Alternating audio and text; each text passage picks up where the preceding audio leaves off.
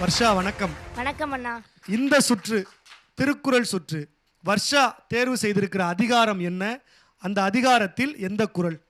இல்வாழ்க்கை என்ற அதிகாரம். அதுல பழியஞ்சி பார்த்தோன் உடைத்தாயின் வாழ்க்கை வழியஞ்சல் எஞ்ஞான்றும் இல். இல்வாழ்க்கை அப்படிங்கிற அதிகாரத்தில் இருந்து ஒரு அழகான திருக்குறளை வர்ஷா தேர்வு செய்து இந்த மன்றத்தில் பேச தயாராக இருக்கிறாங்க. இல்லங்களில் இருந்து பார்த்து கொண்டிருக்கிற தமிழங்கள் உயிர்மை சுட்டிகளினுடைய நேயர்கள் கைத்தட்ட மறந்துடாதீங்க. வர்ஷாவினுடைய பேச்சை நாங்களும் கைத்தட்டி தொடங்கி வைக்கிறோம். சிறப்பா பேசுங்க. நன்றி அண்ணா.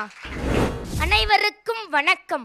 மும்மலையும் முன்னாடும் முன்னதையும் முப்பதையும் மும்முரசு முத்தமிழ் முக்கொடியும் உம்மாவும் தாமுடைய மன்னர் தடமுடி மேல் தாரன்றோ பாமுறை தேர் வள்ளுவரின் முப்பாலை வணங்கி முப்பால் தந்த முப்பாட்டனின் முதற்பாலா மரத்துப்பாலின் இயலே இல்லறவியல் அதில் வாழ்க்கை எனும் அதிகாரத்தில் முத்தான 10 குறட்பாக்களில் 4வது குறளே பழியஞ்சி பார்த்தூன் உடைத்தாயின் வாழ்க்கை வழியஞ்சல் எஞ்ஞான்றும் இல்.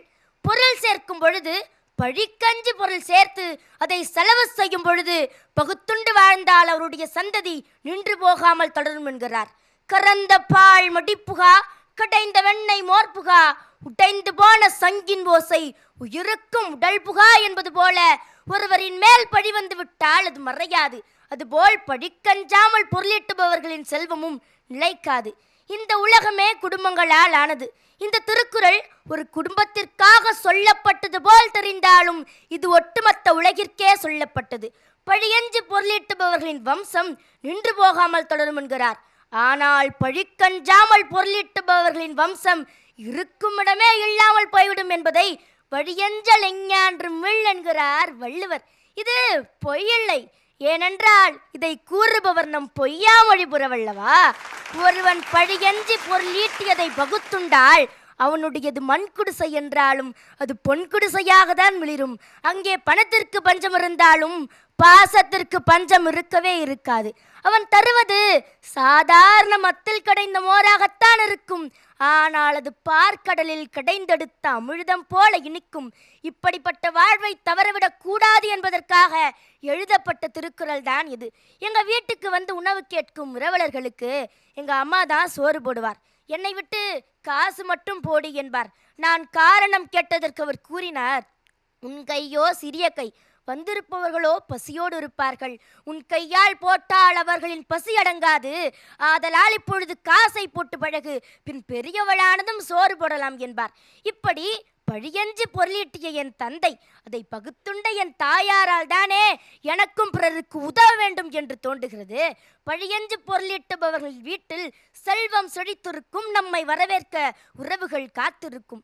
ஆனால் பழிக்கஞ்சாமல் பொருளீட்டுபவர்கள் வீட்டில் விருந்தோம்பலையும் பேண முடியாது, விருந்தினர்களையும் காண முடியாது. பழியஞ்சி பொருளீட்டுபவர்களின் பிள்ளைகள் எப்படி இருப்பார்கள் என்று தெரியுமா? திருக்கை வழக்கம் எனும் நூலில் கம்பர் கூறுகிறார், மெய்க்கழுவி வந்து விருந்துண்டு மீளுபவர் கை கழுவு நீர் போகும் காவிரியை என்றாராம். ஒரு முறை காவிரியில் வெள்ளம் கரை புரண்டு ஓடுகிறது. காரணம், சடையனின் மரபுணராகிய வேளாளன் வீட்டு விருந்தினர்கள் விருந்துண்டு கை கழுவும் நீரால் என்றாராம். அதை மெய்ப்பிக்க பருக்கையுடன் முதந்து வரும் வாழை இலையையும் சுட்டி காட்டுகிறார். படித்தவர்கள் தானம் செய்வதை கேள்விப்பட்டிருக்கிறோம். ஆனால் அந்த படிப்பையே தானமாக செய்தவர்கள் யார் தெரியுமா? அவர்கள்தான் அண்ணாமலை பல்கலைக்கழகத்தை நிறுவிய அண்ணாமலை செட்டியாரும் காரைக்குடியை கல்விக்குடியாக்கிய அழகப்பரும். இவர்கள் எல்லாம் வழியஞ்சல் இல்லாத வாழ்க்கை பெற காரணம் அவர்கள் பழியஞ்சு பொருளீட்டியதை பகுத்துண்டதால் தானே. இருப்பதை கொடுத்து உதவிய வள்ளல்களின் மத்தியில் தனக்கென இருப்பதையும் சேர்த்தே கொடுத்தவர். கவசமும் குண்டலமும் தரித்திடாத கர்ணன், தேரல்ல ஒரு கார் கூட இல்லாத கர்ணன், அவர் தாங்க நம்ம பாலம் கல்யாண சுந்தரம் ஐயா. அமெரிக்காவில் நூற்றாண்டின் சிறந்த மனிதர் என்று விருது வழங்கப்பட்டு பல கோடி ரூபாயும் பரிசாக பெற்று அதை ஏழை குழந்தைகளின் நலனுக்காகவே கொடுத்து விட்டார். தான் சம்பாதித்த முழுவதையும் அந்த ஏழை குழந்தைகளின் கல்விக்காகவே கொடுத்து விட்டார். அதற்கு காரணம் அவருடைய தாயார் துன்பத்தில் இருப்பவர்களுக்கு உதவி செய், 10ல் 1 பகுதியை தானம் செய்ய கூறியதுதான். அதுதான் நம்ம பாலம் கல்யாண சுந்தரம் ஐயாவையே உருவாக்கியது. கண்டிப்பாக இவரை போன்ற ஒரு பிள்ளைகள் பழியஞ்சு பொருளீட்டி பகுத்துண்டு குடும்பத்திலிருந்து தானே பிறந்து வந்திருக்க முடியும். அலங்கார பொருட்களை வைத்து வீட்டை அலங்கரிப்பவர்களே, இந்த திருக்குறளை வைத்து அலங்கரித்து பாருங்கள், அது இன்னும் அழகாக இருக்கும். நம் வீட்டு உறுப்பினர்களுக்கெல்லாம் ஆதார் அட்டை, ரேஷன் அட்டை போன்ற பல அடையாள அட்டைகள் இருந்தாலும் இதை போன்ற திருக்குறளை நம் அடையாளமாக வைத்து கொண்டால் நம் குடும்பத்தின் அடையாளத்தையும் நம் பரம்பரையின் அடையாளத்தையும் இந்த உலகம் என்றுமே மறக்காது. இந்த திருக்குறளை நினைவூட்ட நான் உங்களுக்கு ஒரு விளையாட்டை சொல்லட்டுமா? அது தாங்க நம்ம பருப்பு கடை விளையாட்டு. இது அப்பாக்கு, இது அம்மாக்கு, இது தாத்தாக்கு, இது பாட்டிக்கு என ஒவ்வொரு விரல்களுக்கும் ஒவ்வொரு உறவுகளை சொல்லி பகிர்ந்துண்டு விளையாடிய விளையாட்டு. அது மட்டுமல்லாமல் மீதமான உணவை கழுவி கழுவி காக்காய்க்கு ஊத்து என்று பல ஜீவராசிகளுக்கும் பகிர்ந்துண்டு விளையாடிய விளையாட்டு. உங்கள் பிள்ளைகளுக்கு இந்த விளையாட்டை சொல்லித்தர இந்த திருக்குறளை சொல்லித்தாருங்கள். காதற்ற ஊசியும் கான்கடை வழிக்க என்பது போல நம் கடைசி பயணத்தின் பொழுது சிறு காதற்ற ஊசியை கூட நம்மால் எடுத்து செல்ல முடியாது. நாம் செய்த அந்த பாவங்களும் புண்ணியங்கள் மட்டும்தான் நம்முடன் வரும். ஆதலால் பழியஞ்சி பொருள் ஈட்டியதை பகுத்துண்டு வாழ்வோமாக. நன்றி, வணக்கம். தமிழர்களுடைய வாழ்வியலே அப்படித்தான் அப்படிங்கிறத ரொம்ப அழகா நம்ம சின்ன பிள்ளைகளை விளையாடின அந்த விளையாட்டு அதைத்தான் சொல்லி கொடுத்துச்சு அப்படிங்கிறத நமக்கு நினைவூட்டி பேசி இருக்கிற வர்ஷாவுக்கு ஒரு உற்சாகமான கைத்தட்டல் கொடுங்க. வர்ஷாவினுடைய இந்த பேச்சு எப்படி இருந்தது அப்படின்னு நம்முடைய நடுவர்கள் கிட்ட கேட்கலாம். முதல்ல பாசத்திற்குரிய அண்ணன் மதுரை ராமகிருஷ்ணன் அவர்கள். ரொம்ப அழகா நிறைய உதாரணங்களோட குழந்தைகளுக்கே பிடித்த அந்த விளையாட்டின் மூலமா அதை தாண்டி ரொம்ப ஒரு தேர்ந்த ஒரு ஞானத்தோடு வர்ஷா பேசினாங்க. அதுக்கு முதல்ல ஒரு வாழ்த்துக்கள். நீங்க சொன்னீங்கல்ல இந்த பருப்பு கடைஞ்சு ஊத்து, அது என்ன பண்ணுவோம்னா பருப்பை கடைஞ்சு அப்பாவுக்கு ஒரு வாய் அம்மாவுக்கு ஒரு வாய் எல்லாரும் கொடுப்போம். அதில் கூட அப்பாவுக்கு சில பேர் கொடுக்க மாட்டாங்க, உங்க அப்பாவுக்கு இதில் கூட வேணாம் அப்படின்ட்டு போயிடுவோம். ஆனால் எல்லாருக்கும் கொடுத்துட்டு கடைசியாக என்ன பண்ணுவோம் பல ஜீவராசிகளுக்கும் பகிர்ந்து கொடுத்துட்டு, ஆனால் விளையாட்டில் என்ன தெரியுமா பண்ணுவாங்க, கடைசியாக கழுவி கழுவி கொட்டிட்டு கிச்சு கிச்சு மூட்டி சிரிக்க வைப்பாங்க. கரெக்டா? கிச்சு கிச்சு மூட்டி நண்டு ஊறுது நரி ஊறுதுன்னு சிரிக்க வைப்பாங்கல்ல.